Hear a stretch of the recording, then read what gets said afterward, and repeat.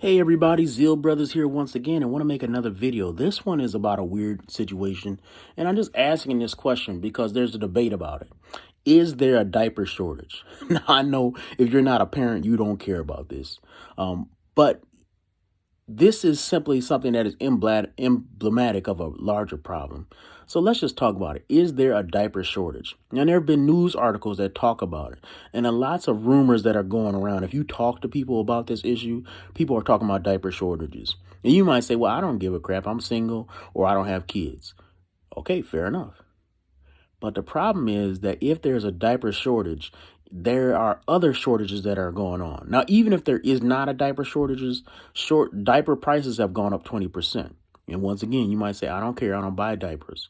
But it's showing that there's a large scale inflation going on for things that normal people have to buy all the time. So if you're a poor person that has to buy diapers and diapers have gone up 20%, that's a hardship on you. Now, here's another thing. If there is a shortage, and there's a debate whether there's a shortage or not, are we seeing an issue in the supply chain? That is a second thing that we need to talk about. Is there an issue in the supply chain in general?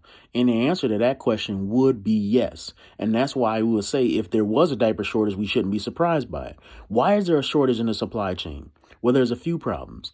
Number one is that we don't know a lot, but we know that there are some slowdowns across the seas overseas when it comes to their economics, right? So there's some slowdowns in Eastern markets. Here's the second thing that is causing this is that there is a problem transporting these goods. The ships that are transporting them, when they get to ports, they are not unloading them. And there's lots of stories talking about ships just sitting in the ocean, not being able to get to a port because they can't unload them at that port. Different states are talking about stop going to California, go to my state, right? The Florida government talks about he wants people to go to his state to unload their freight. So there's another problem, right? So now we've gone down the supply chain. And I'm a person who knows a lot about the supply chain because of my job. But we have a problem with the ships being unloaded. We have a problem with enough workers at the ports themselves. Then, after you get something off of a port, oftentimes you'll have a trucker that will take that load to a rail yard. Well, the problem with that is that we don't have enough truckers. There is no company that is in the trucking business that is not hiring truckers and not hiring managers. So there is a problem there. And then if you go further from there, the rail yards themselves are having problems. There's, first of all, not enough equipment to put things on, right? So if you think about it, if you ever looked at a shipping container, they got all these boxes. We still call them boxes in the industry, but they got all these boxes. And when you have a box, you have to put it on a chassis. A chassis is the thing that has the wheels on it and everything. So you have to put it on a chassis for a truck to be able to haul it. And we don't have enough chassis. Even when we do have enough chassis, we don't have enough drivers to drive those chassis.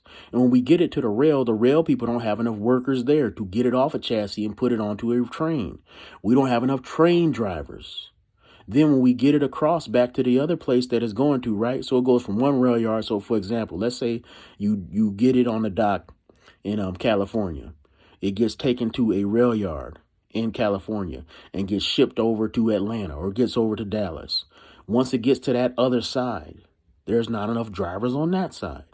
And once it gets, let's say we do eventually get a driver to you and we get that container to your logistics center, there's not enough people who are unloading or loading at those logistics centers. And then there's not enough people who can take it from those logistics centers to your home or to their retail place.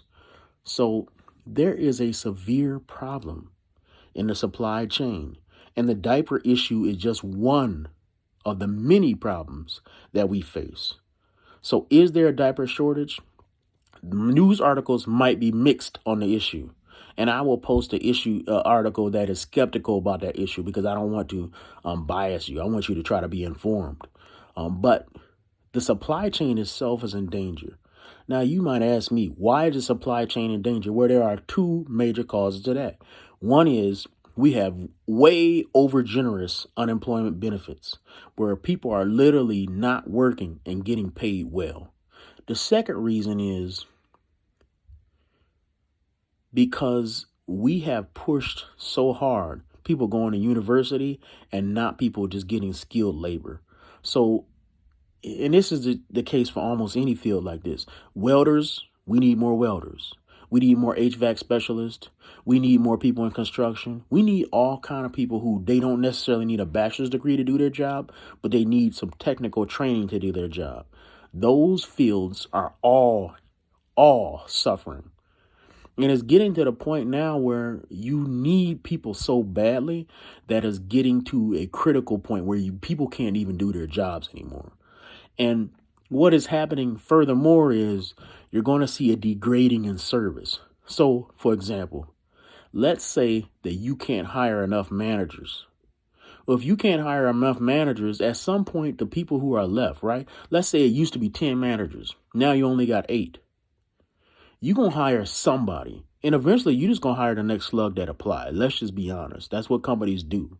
I've seen this. And you hire the next slug who applies, you just have to deal with the fact that he's there. Because you can't afford to fire him because you can't afford to replace him. You can't find the next person to replace him. And all the people who are in the job right now, the position above them is lacking. And so they're all looking for promotions and other companies are trying to recruit them. It's a bad situation for all employers to be in.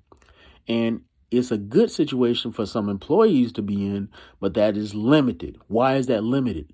Because if the supply chain breaks down to a certain point, then there's not going to be work for anybody. So let's imagine that you're somebody who, because of the lack of workers, you got promoted and you're the director of a warehouse. Well, if your warehouse isn't getting any goods, at some point, your job is not the job that you once thought it was going to be. So there's two things you're going to be either running into. Either you're going to be running into a job that has way more problems than you bargained for, or you're going to have a job where there's no work and no company is going to keep somebody forever who doesn't have any work to do. So that's my breakdown on the supply issue. Do we have a diaper shortage? I believe we do. Articles are skeptical of this, but check into it. It could be something that is pointing to a way larger problem.